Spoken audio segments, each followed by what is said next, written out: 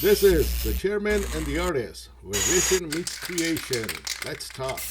Welcome back, everybody. This is Rafael from the chairman and the artist. We're out here in Tucson, Arizona. Beautiful sunny day, March 8th. And today we got with us Victor. Victor is a printing. Yes, I'm in the printing industry. Printing industry. And ever since I've been here to the Tucson convention, I seen him here. I got to know him through uh, Bert. What's the relationship with you and Bert? How'd you guys meet? Well, I met Bert. Together. I met Don Bert when he moved into a tattoo shop down the street from my print shop, Okay. and he came in wanting to do business cards. So from that point on, that's how it all started. It was him and his friend Frisco John Cameron. Frisco. This is back when? Back in This would have been probably maybe somewhere around maybe 2003, 2004. 2003. Maybe So even sooner than that. around that time, because he's telling me, oh, I had a shop here. I Oh, yeah. to a convention here. Yeah. I'm like, what the fuck? I didn't know that. Yeah, he had a convention here. It was the Tucson Tattoos and Blues. So that was put together by Bert. Yeah, he put that together, and then he didn't do it. And then kind of like after that, that's when John started doing the tattoo expo. Okay. So soon after that, Bert did it 1 year, the Tattoos and Blues. It was a good show. He had different bands playing in different rooms and stuff like that at the Hotel Arizona, Okay. downtown Arizona. Yeah, that's I got good memories of that thing. Oh yeah, oh yeah. So you've been going to the conventions too, so ever since too, to Yeah. promote your stuff and Yeah, we've been doing it with John. Probably what is this? His 14th annual? Maybe about 10, 11 years. We've been doing that. this is like your own decision or the company sends you. No, it has nothing to do with my shop, the print shop. This is independent. This is you doing your own On my own thing. thing, yes. And having a booth here. Yeah, that's all independent. It has nothing to do with. Oh, so you have like another independent. That's all your side job. Yeah, we do shirts and all kinds of stuff like that. But we mostly do it for ourselves, Okay. and we sell our own designs. I mean, we'll do some stuff for the customers Mhm. outside of that has nothing to do with our business. What I do as a Okay. printer. But no, that's what we do. We do our own designs and we come and we've been doing it with John ever since, having a booth here. Yeah, because I've been confused. I've been down to that place where you work. Mhm. And the whole time I was under the impression that you owned it. Until No. today, homie told me, I'm like, No, what the fuck you talking about? He goes, oh man. I'm like, but he's here representing the company all no, the time. it had nothing to do with them. No. Oh, so there's another. Yeah, it's our own venture that we do here. This because myself and the guy that I do this with, we've always been interested in doing our own designs, selling our own designs, whatever we want to do. And it's funny because when we did get invited to do it the first time, we didn't know what to design. So we were like, you know what? We'll just go ahead and keep it simple. We'll do shirts for the tattoo community, your roses, your skulls, your cherries, anchors, and all that stuff like that. And we did okay. But then we realized that, you know what? We don't have to do that. We're artists. Tattooers are artists also. So after that point, we were able to feel a little bit more comfortable, and we started doing our own stuff that wasn't tattoo related. Most of your art, how did you create it? You created a canvas, paper, or So the most of the art that I do is called scratchboard. okay. So it's a black canvas. Some people they do they get a roller and they roller on like India ink, and then they that's how they do it. But basically, scratchboard is a black canvas, and you work backwards. You scratch away the highlights to show the highlights because it's a whiteboard under it. So rather than working the other way where you shade, Yeah, you remove. you got to do the highlights. Yes, you have to do the highlights the other way. So it's like working in reverse and stuff. So I do that. That's what I've always done. Um, I do some digital artwork, but it's still my original content. Yeah. Yes. I mean, how can I say? I've been doing Photoshop and Illustrator since my beginning of my tattooing career. Yep. My boss had me do Photoshop and Illustrator and shit like that. And people may say, "Well, Illustrator is not artistic." Yeah, try doing shit with it. Oh, it is. And this and that. And also, yeah, you're maybe able to fill in an area easily, this and that, but the creativity and shit like that, it still has to be come from somewhere. Exactly. For me, if I'm working in Illustrator for digital artwork, I still have to have a base to start with to bring it into Illustrator to be able to do it. Because I mean, I'm not gonna sit there and try to do everything in Illustrator because sometimes it's just easier to do it by hand because you're quicker. Oh yeah. And then you can bring it in, and then you can do what you got to do to it there. Or what I would do is like I would draw something by hand, but I couldn't do the lettering. Exactly. So then I bring it into Illustrator. Then I do the lettering and the dress up and shit. It's like another fucking struggle trying to do straight line. Yeah, no. When I got this motherfucking muscle, and eventually it's still gonna. We started putting everything on Illustrator and all this, we're digitizing everything for print. Everything has to be digitized for print. Where back in the day, yeah, if they want you to do shirts for silk screening, you got to have digital artwork for that because no one's going to take your pencil drawing. Yeah, it's weird how all that. It all has to be digitized in order for them to be able to do proper separations, to do multicolor shirts if you're doing it traditionally by silk screening. But not so much now. There's so much so many business out there that you're just pretty much able to give them a design and they'll put it on a shirt for you already. Yeah, when I started doing into printing, it was a big deal. CMYK versus RGB, right? And now JPEGs, they can fucking print on a JPEG. Where back in the day, no, you don't print on a JPEG. The JPEG is a print format. Yeah. Not so much a CMYK. No, it's just so fucking weird. You probably see the changes like a motherfucker. Oh yeah, I've seen the changes and stuff like that over the years. I've been in the actual printing industry for almost 30 years. Oh, so you went from cut and paste to really? Oh yeah, and then exactly. I mean, I know I can still do manual paste stuff and manual separations of color. I still know how to do that, but there's no need to now. Yeah, but it's so weird that like all that stuff that was done manually. Yes, it's now within a click away. It's a click away. The program does it for you.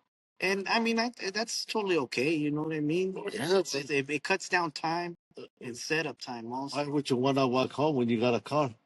Exactly, unless you need the exercise. I hear some of the tattoo industry, tattoo artists complaining about some of these new guys not working as hard and this and that. It's kind of like, well, it's not their fault that we're born into luxury. Right.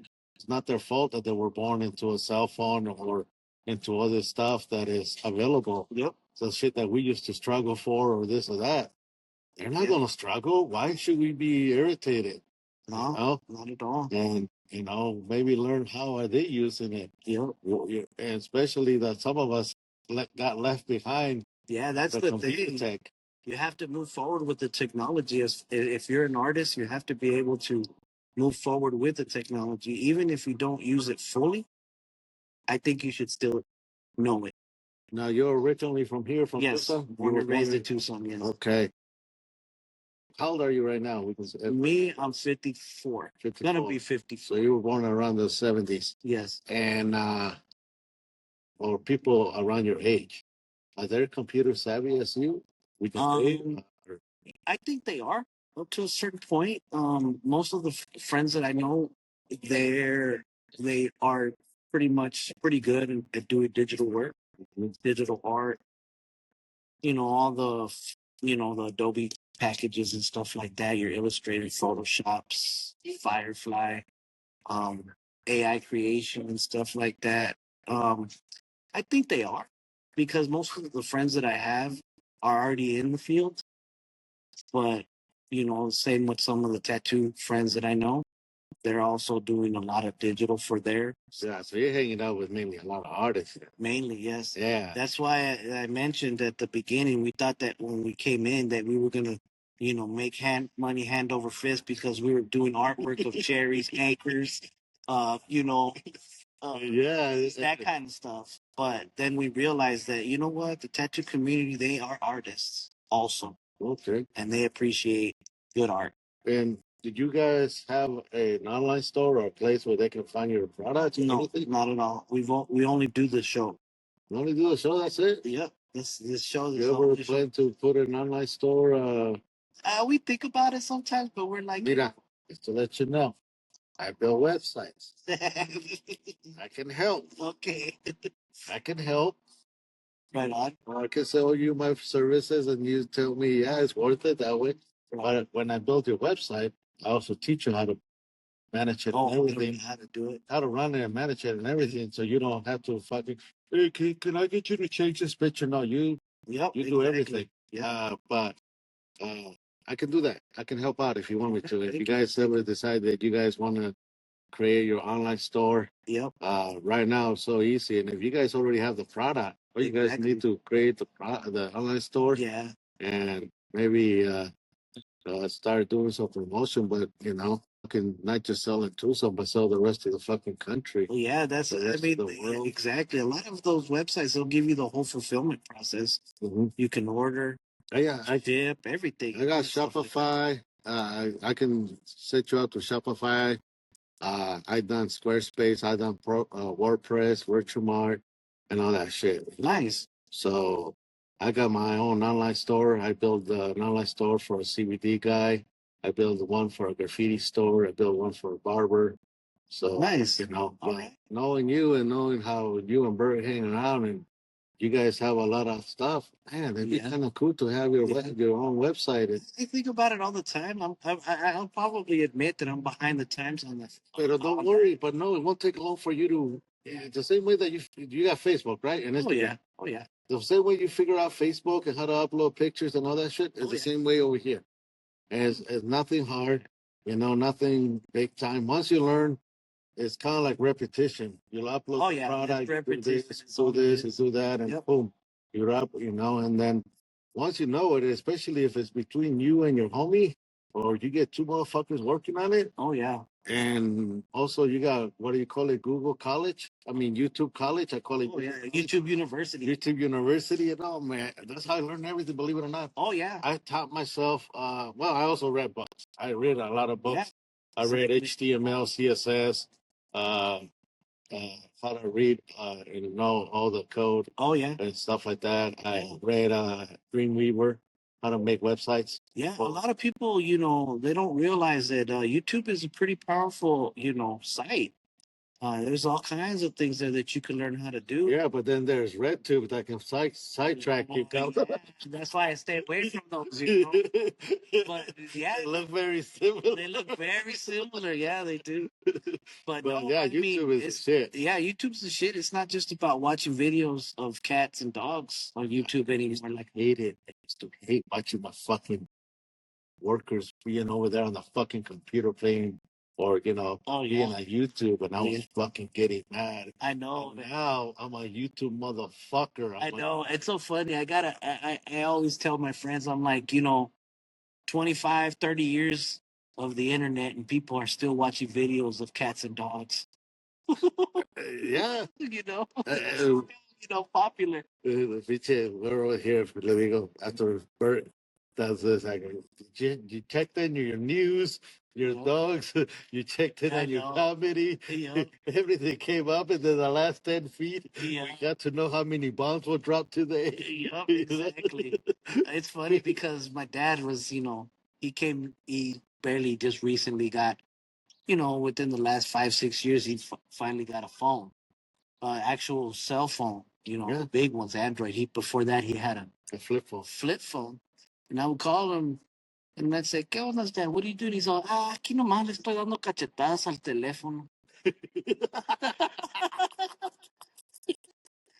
I'm like, okay, Dad, okay. Sometimes he stops up. It's al teléfono, he would say, shit, man. Bring it over here, cabrón. Ain't nobody looking. Pinche criminalidad, pinche criminal, Mr. Bert. I know. So, yeah. Join the podcast, Mr. Bert. Join the podcast. We're doing a podcast. Don Bert. Mhm. Bert. He's telling me how long you guys met and all that. I'm learning stuff that I didn't know about you. You know, you're 2004 when you came down? Yeah, about 2004. That's right. Shop on Pennington. That's right. I told him you and John came in Mhm. looking for business cards. And that's how it all started, and the rest is history, huh? Yeah. I have my printing shop in Reno too. The Yeah. guy that I made friends with, and Yeah. yeah. It's so cool because you know does he work for me for he did all kinds of work until I figure out my shit. Yeah. But you know, and also, how does the computer is it destroying you guys, or you guys staying alive? Oh, we're staying alive because believe it or not, people still need physical prints. Mhm. Everything goes digital, but you know, people still want physical prints. And then there's also like custom big stuff that Oh, a lot of yeah. these places can't do that you guys Exactly. can do. Oh, you know, for the for the shop that I work at, I mean, we do a little bit of everything. That's awesome. 'Cause, yeah, I was really impressed when I walked in there, and homie was telling me, "Oh, look at all this shit and this and that." So you guys also have your own little screening press and the features of who's doing the printing. For us, we Mhm. do have the presses. We don't do the printing. Mm-hmm. It's just a lot easier for us just to have it ordered and sent to us. Just keeps it simple. If we're gonna do silk screen, then of course, then we do the traditional route and we burn screens and everything. But you know, technology is moving away from that. Not everybody wants to set up to silk screen for 5 or 10 shirts. Oh yeah, When, no, it's when you can just order the film, press it, and be done with it. oh yeah. And that's the way technology is going. I mean, you know, silk screen is still very popular, you know, especially, you know, when it comes to multicolor stuff, because you can save a lot of money there, but it's still expensive. See, Shopify has got apps like Printful and Printify Uh-huh. where you can go and create a shirt and everything, Oh, yeah. and then you put it on your online store. But you don't have to have inventory or anything. It only when it gets by, the, they print one shirt, they send it off. Yeah, and they get And the bulk of the cost too. yeah, well, they get the book. You only make $2 or $3, but then again, you ain't doing shit when it because you know what it takes to do it. Oh, yeah. Or and then also that's a great way to product test. Yeah. Instead of making fucking 200 shirts and they just sit there. That's another thing. You know? You go crazy, you go ham, saying I'm gonna do 100 shirts of this, 25 of this size, 25 of this size, and et cetera, et cetera. And then if it doesn't work well, then you're stuck with all those shirts. We get ordered $900 grocery store. Yeah. Detroit, there. Yeah, they ordered $900. That was just for my son. Yeah. So, county. People in the city ordered each batch. Oh man. All right. Like they feel so good. Yeah. And that's the thing, you know, that's where technology takes us and stuff like that. But I know that they're still silk screening and still silk screening quite a bit. It's not gonna go away, and it's also Oh no, that's that the is cool old. thing. Imagine you find one shirt that is a hit. Now instead of having them do it, you still screen that motherfucker. Oh yeah. Now you really get all the Yeah. profit. One-offs, you know, that's what we call it, one-offs. Oh, they're called one-offs. Yeah, one shirt, one custom shirt, see how it goes and stuff like that. But that's what makes, you know, the new technology better because you don't have to run 10 of one, 15 of one. Mhm. You could run one of each to see how it goes, two of each. And that's what makes stuff easier nowadays. Back then, it's like, oh, well, I'm not going to do 2 shirts. No, I'm going to do 2 shirts. I'm going to charge you $75. and then you have to do the 100 to make it worth your time and all that, and then you're sitting on 50 shirts later that never went nowhere. Yeah, exactly. That's why you go out and give it out in the neighborhood to the homeless. At least use it for promotion. We did that. That's right. When I had extra T-shirts, I would give it out to the homeless and sell it. Man. I figured at least they're gonna be promoting me, and I'm helping out a homeless motherfucker, you know. Exactly. Yeah. Marketing. Yeah, marketing. What are your fucking crackheads with your T-shirt rap? I know. I help out the neighborhood. Yeah. You know, Exactly. I'd rather give it to him than maybe. But it is also cool when they would come in and steal my shit. Yeah, it's kind of flattering when they steal your stuff because they know they like it, right? Like, I'm missing out on money, but then you're like, I'm kind of flattered that they took my design serious. See that, and you know, recognize it for Yeah, exactly. Exactly. You still run a lot? Mountain biking? Oh yeah. Yeah. Oh yeah. That's your hobby. Yeah, that's what I like to do. I like to mountain bike. I haven't mountain bike lately, but that's my main passion. I like to Yeah. get out into the open, get away from people, see things that people are probably will never see in their lives because they don't take the time to go out and see it. Yeah. I mean, you'll be surprised what's off the road. Believe me, once in a while I like to go my own little walks. I got a motorcycle. Right now, I got no fucking car. You're on patas. I'm a Dodge Patas. You're on the Chevrolet. Yeah. So, but yeah, I mean, I'm a nature motherfucker. I like to, Yep. go out and enjoy the beautiful outing, and then also put the phone down. Exactly. Don't record that shit. Go and enjoy it. Exactly. You know? Exactly. It is so fucking We all good. be guilty. I mean, I'm guilty. I do record stuff when I'm out in nature, but for the most part, I'm like just taking it in because for me, you know what I mean? Yeah, or seeing a My like view, this it's morning, really I seen a coyote. yeah, So it's like, okay, I got to get the coyote. Now I'm looking for the roadrunner. yeah. Now so I can show the wife. See, I got both of them. The coyote and On the the road. roadrunner. That's right. You know. Yeah, no, you go out into nature and stuff like that. Those are your memories. I think, If they want them, they'll make their own. Especially in this area, you got all these matorrales and shit like Yeah, that. exactly. No, those are your memories. If you want to share them, that's awesome. Take pictures, but sometimes there's just views that are just for you. You know what I mean? Did you ever take a ride over there by that lady that got kidnapped? Did she make big headlines here, or Oh, nobody gives a no, fuck? I don't go on that side of town. That's too.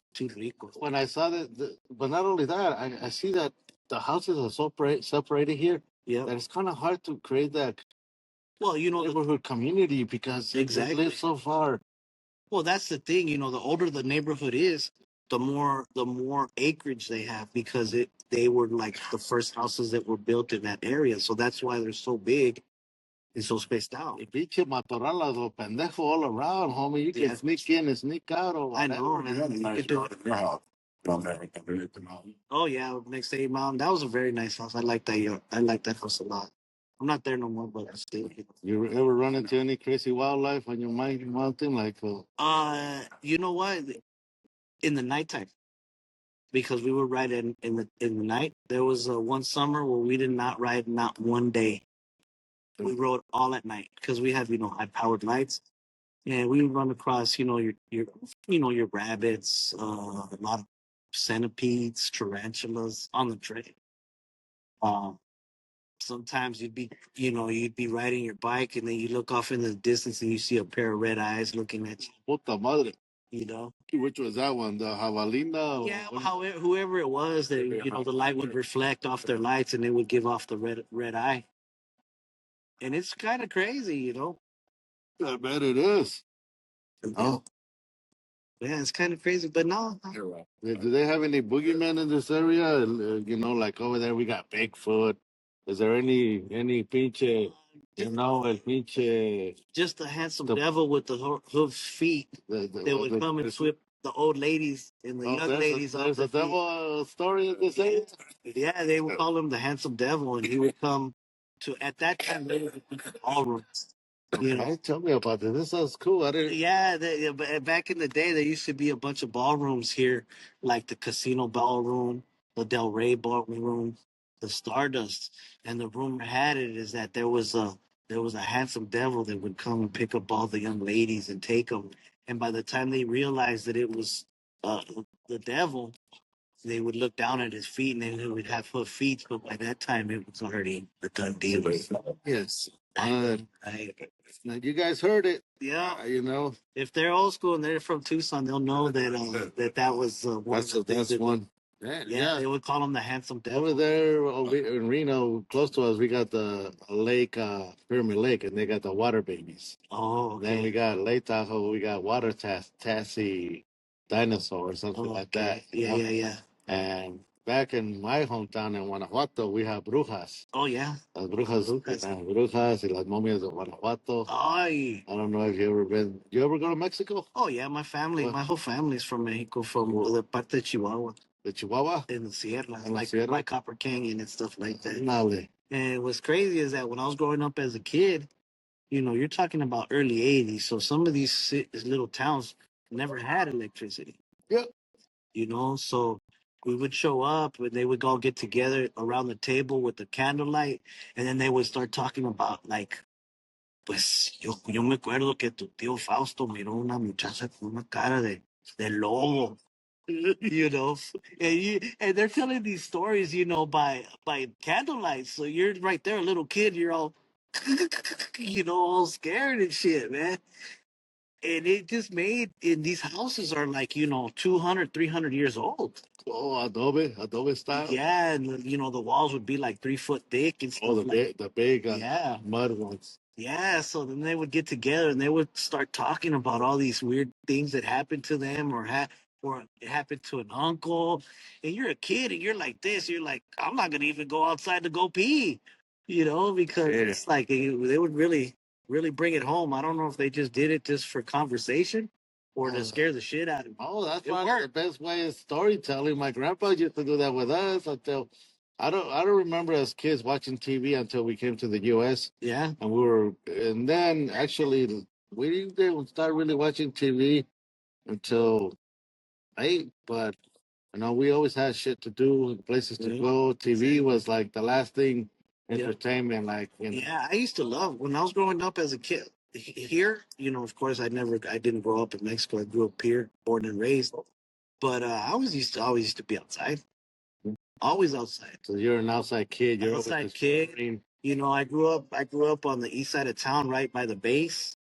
And at that time, at the Davis Mountain Air Force Base, Oh, they, this gotta be loud as hell. oh yeah, but this was before they made the aviation, or the road. I can't remember to this day, but they were building that whole 2 lane road. And but before that, it used to be nothing but desert.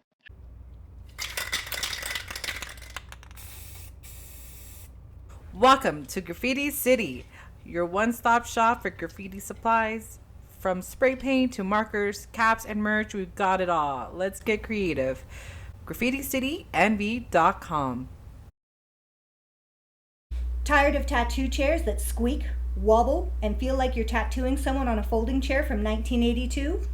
Say goodbye to imported pain and hello to the Chariot Tattoo Chair, the only throne fit for an artist and their canvas.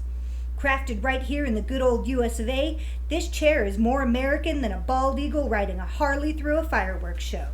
No tariffs, no shipping delays, just pure ergonomic freedom. We're talking lumbar support that'll cradle your client's spine like it owes them money, armrests that adjust faster than your last relationship, and a 360-degree swivel that'll have you spinning like a DJ at a block party. Stop torturing your back and your client's dignity. Upgrade to the Chariot Tattoo Chair because your art deserves better than a glorified bar stool. The Chariot Tattoo Chair. Sit proud, ink loud. And we would like load The up. fence was already cut, okay? Yes, it was already cut. It had nothing to do with that. It was already done. Let me. Can you take that out? He just confessed. We cut the fence. No. And we would. It was funny. Me and a bunch of guys, we would get together, kids, all my friends, and we would load up with those. I don't know if you've ever seen them in the desert. They're like little gourds. They're like kind of like melons. Yeah. And we would put them in backpacks, and we would go have war. And we would find them, and we would start chucking them over like that, and they would explode. But don't let it hit you in the head because they would hurt them. Like firecrackers? No, not like Kind of like, oh, they would explode. they would, because of the, they would impact and because like, it's a fruit. Well, oh yeah, I get it.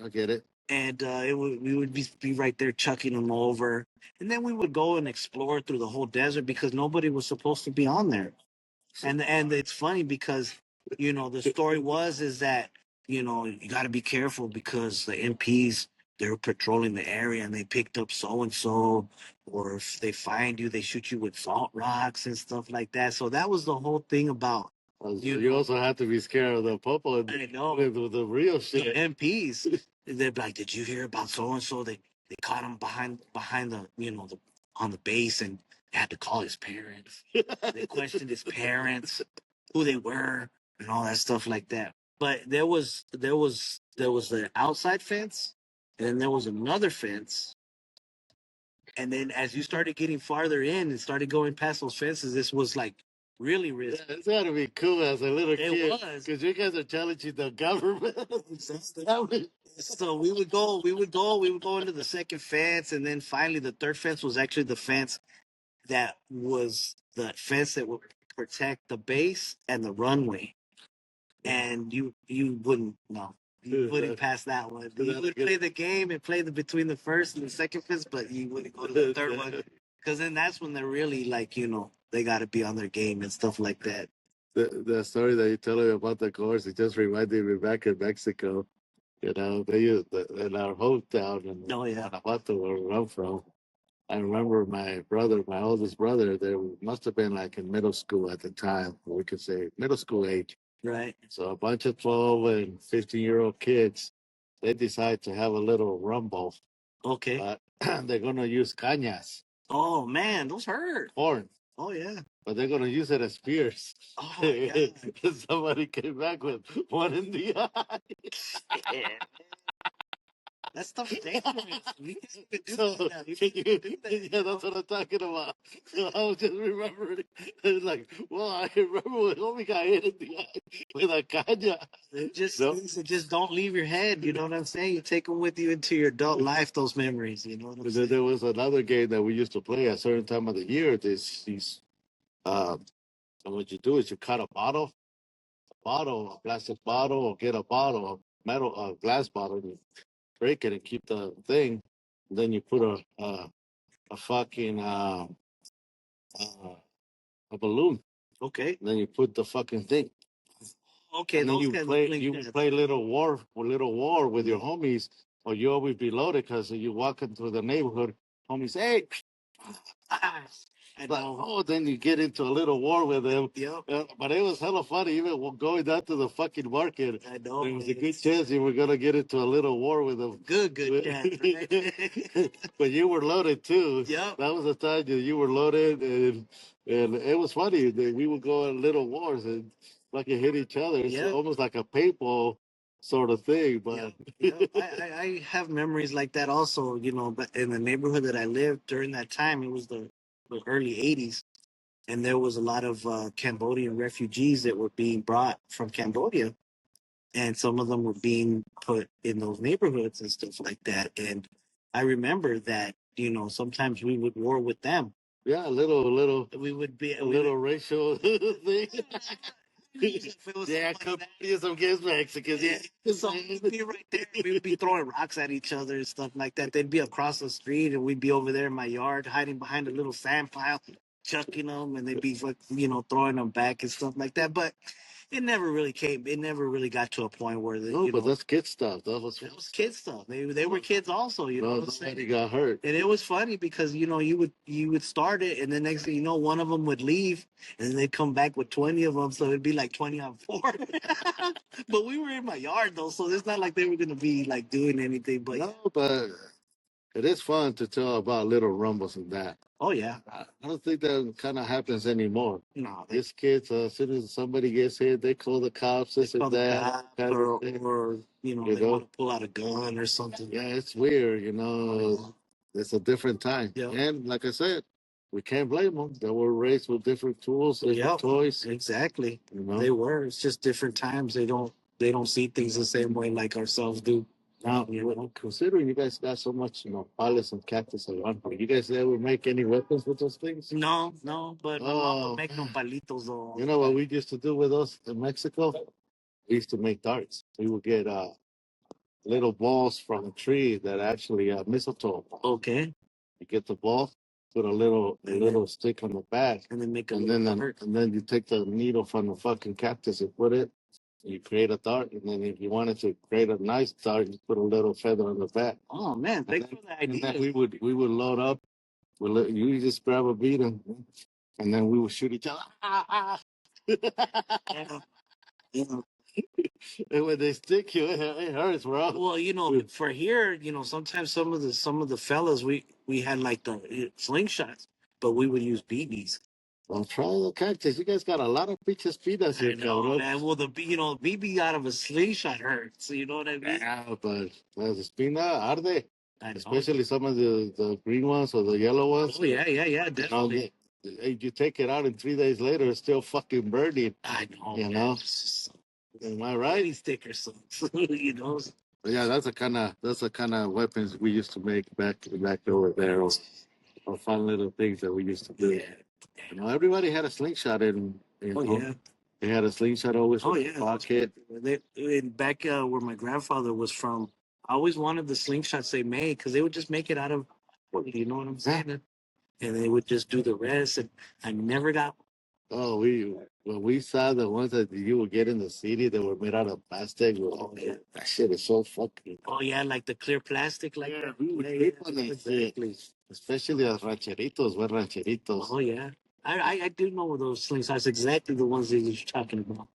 And here you guys got hella mesquite. Oh yeah. You guys got the same mesquite that we have, man. Oh yeah. That Well, it's all fucking needles, different, those you know? needles can easily go through my fucking shoes like no Oh, problem. yeah, By the yeah. way, Mesquite Almost- needles, they hurt. Man. I almost had one of them. Yeah, I had more than one of them fuckers go through my shoes in my Oh, back hell. then.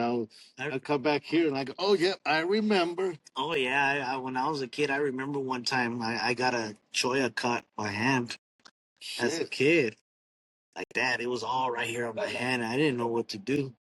I took it to my dad, and he's all, pues, la única cosa que podemos hacer es ponerle sheet, pee on it, and it'll come out and stuff like that. I'm like, you're not gonna pee on my hand, and shit. You gotta figure out how to take it out. The choya, what do you mean? Like it's the cactus? The jumping choy, yeah. Yeah, those little motherfuckers, once they stick on you. The ones they stick on you, and then so now what people do is they take the black cone and they take them out.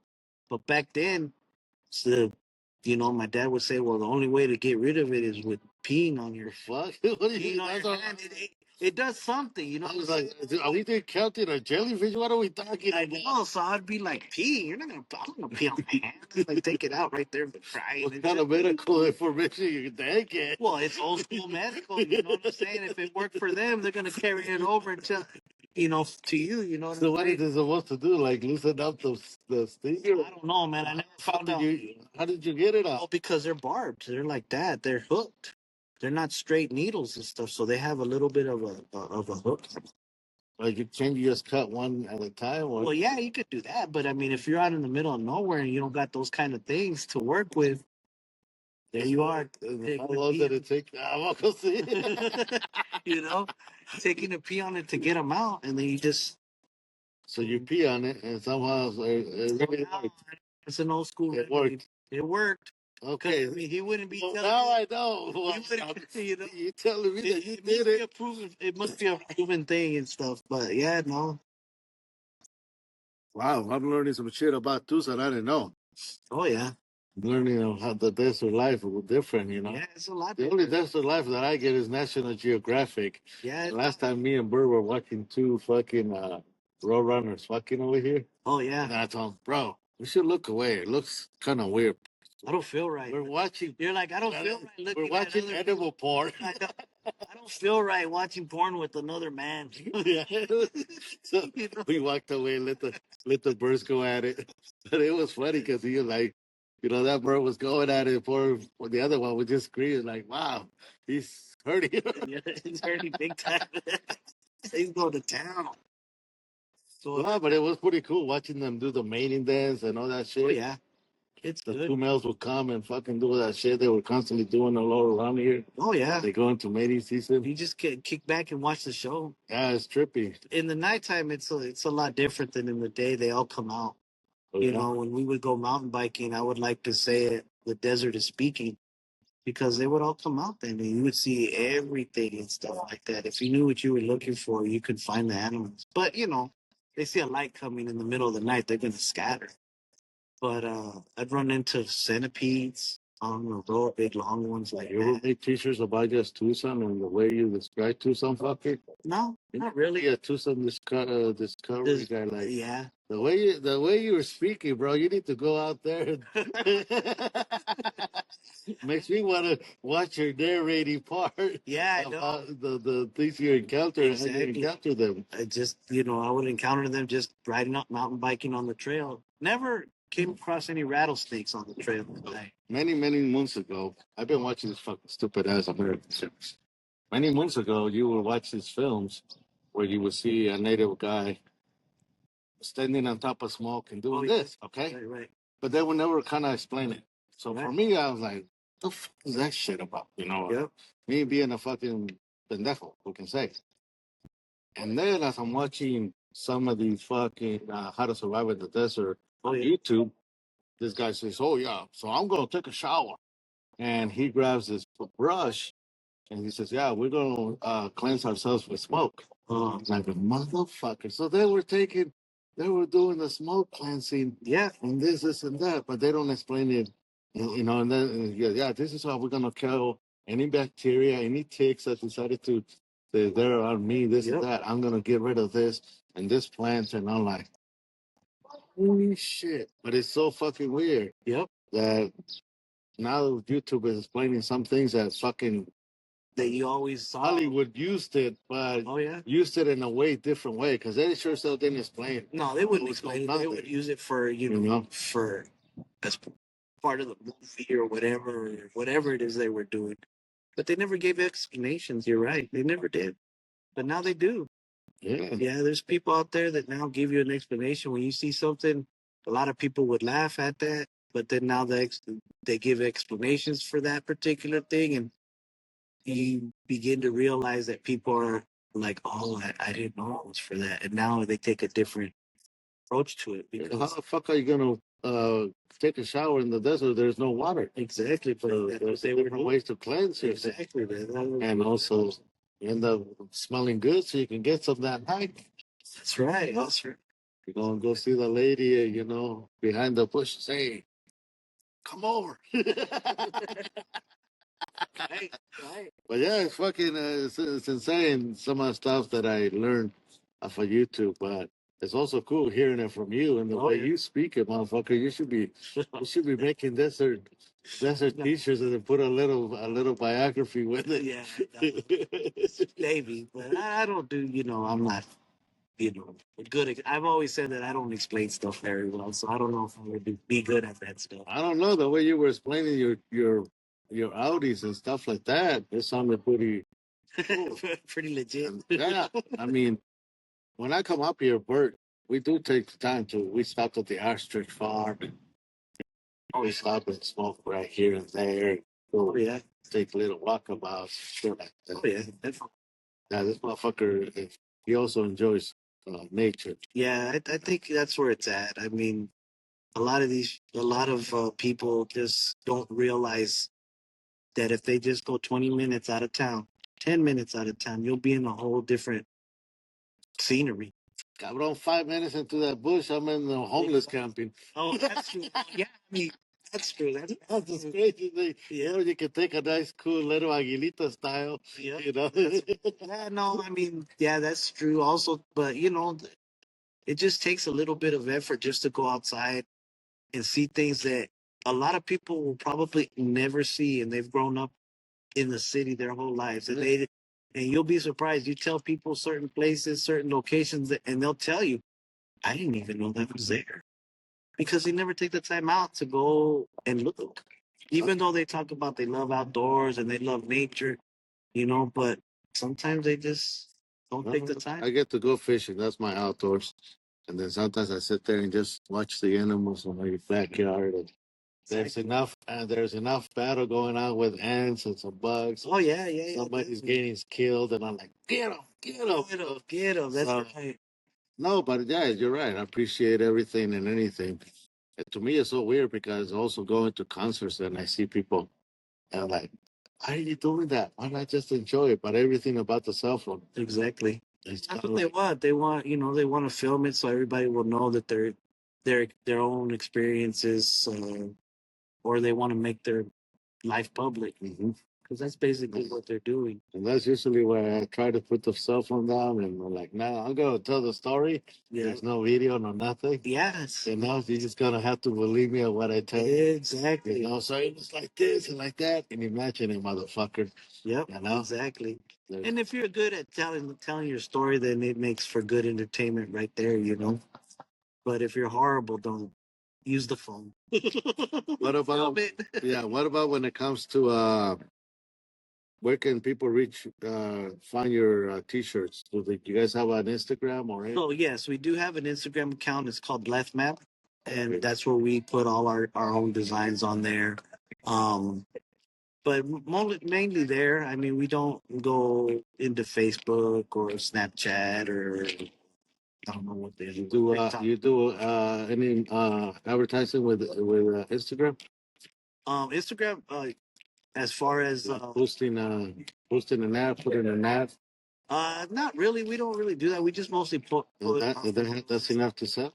Well, yeah, because sometimes we want the customer to talk to us, to approach us. Because sometimes if you put all the information on there, well, they look at the phone or the ad or whatever, and they're like, "Hey, oh, it's all there." But sometimes it's okay to keep it very limited because you want the customer to reach out to you and ask you those questions. Create a little bit of Exactly. mystery. Yeah, you want them to call or text or DM you or stuff like that. Um, does it work for everybody? No. But Does it work? the best way for them to reach you or get something done by you is by It's by going to. that's the easiest Yes, way. that's the easiest. Now you heard it. That's the best way and the easiest way to get a hold of him. He will respond. After he comes back from his beautiful mountain bike scenery. Being one with the Any earth. javelinas? You ever seen any javelinas? Yeah. Actually, we see javelinas and stuff like that, even in the neighborhoods. That's the one I'm afraid of, Mr. Javelina. Stay away from them. That's what I'm saying. They can be very dangerous. It's very dangerous, especially if they're with their family. Mm-hmm. And it's so funny. You ever see those pictures of like the mom, the dad, the mom, and the baby? That's how javelinas roll. Yeah. And they'll roll like sometimes 7, 9 deep. And how far should you stay away from these motherfuckers? Stay inside your house. But what if you encounter them out there like on a mountain bike? How do you? Well, it depends. If you see them, them. If you see them how far away, do you like, oh fuck no? Well, if you see them from a distance, usually most of the time the javelinas they'll scatter. But sometimes you'll startle. So if you surprise them, that's when it becomes dangerous. That's when they become aggressive. That's when the father, hey, well, you're too close to my fucking kid. Exactly. Ale madre. Yep, exactly. So you do have to be careful and stuff like that. Maybe making noise if you're really at night and you need to. And this is the thing, you have to realize that you're in their house. Just because you're a human and you're on a mountain bike and you have all this technology, you're still in their house, and I think you should respect. No, it only takes one fucking good scratch on your fucking leg and you ain't walking. Exactly. And that motherfuckers get infected. Exactly. You're gonna end up with a fucking because that snout or whatever is not that clean. I mean, that's how I look at it when I'm out there. I always look at it as that it's their house and I'm a visitor there. Mm-hmm. And one of the things that I've always said is that Mother Nature doesn't give a shit about you. Oh no, I go fishing, cabrón, so I know a little bit about. It does not care about you. I felt it when there's a mountain lion standing somewhere out there stalking you. That's scary as hell. Never came across a mountain lion at all, never. But I do know that at the nighttime they are out there, and they're probably watching you. So I went fishing at a place where this guy told me that he had a mountain lion stalking him, and at the time I did feel like something. So yeah, when you feel like that, you're like, I need to fucking back up. Yeah, it's time to go. Fish is not worth it. Yeah, it's weird. It's weird when you feel like and then you start looking around, and then you feel like I see something moving over there. Oh yeah, and you're looking for. And those fuckers are camouflaged really well. Exactly. I mean, you could even. I mean, sometimes we've startled rattlesnakes. Oh, that's the other one I'm afraid of. Oh yeah. I walk around Maria's place where we stay. Oh yeah. And now last time they killed one, I'm like, I've been going over there peeing, and that's dangerous. I mean, it's a lot of people. They run across rattlesnakes on their front porches and stuff like that, so they have to be removed. But for me, when I'm out in the trail or whatever, I leave them alone. I go around. This is the most dangerous animal, and I'm about to pet it. I'm all right there, pet it. No, I don't do that. The guy from Australia, I do that. I give them their space, and if they're in the middle of the trail, I just let them do their thing. If they're just cruising, just slithering on by, go ahead and do your thing, But I don't mess with Poison is not something you want to fuck with. nah. Believe it or not. Stuff costs like 25,000, I think, a vial. The anti venom, Oh, damn. yeah, it's not cheap. So I mean, of course, if you're not paying attention, then I mean, we're not supposed to be looking at the ground all the time. Oh, I do not here. Fuck yeah, But no. sometimes you just some people get bit. And you're right, and it only takes a little tiny one. Yeah. They're not that big. The little ones that also can fuck you up. Oh yeah, they'll all fuck you up. But no, I say I've always said respect the desert. Please, cabrón. You always had that question. What are we gonna talk about? You said an hour. Hey, whatever you want to talk about stuff, We cover a lot. We got to learn about Yeah. your work. We got to learn about what you like to do. Oh yeah. Your passion, your animals. Yeah. Huh? You thought you had nothing to talk about. You guys should also do a podcast and promote your t-shirts that way. Yeah, we should do that. But we're already You're a talker, But cabrón. but you know what though? What's funny about it is that people like for myself, I like to throw the cliche out. It's like I'm 54 years old, man. I don't got no time for that. But you know what though? You do have the time for it. We took the time out right now. Takes a little while to edit this and that, but I'll tell you what I'm doing is documenting my life. There you go. Documenting Even my as life. simple as that. Yep. This is not for me to become famous. It is for me to remember what the fuck I did. Yeah, exactly. Okay. Documentation. Yeah. And when I tell people, oh, I got this, I know this guy Victor, this and that. Now I have a face to tell them this and that. Exactly. And also, Exactly. you told them what you like and all that, or from hearing it from you. Yep. And that's the reason I started doing this podcast, because I had a memory loss. Yeah. It sucks. Sucks when you run into a client and they think you an asshole, walk by.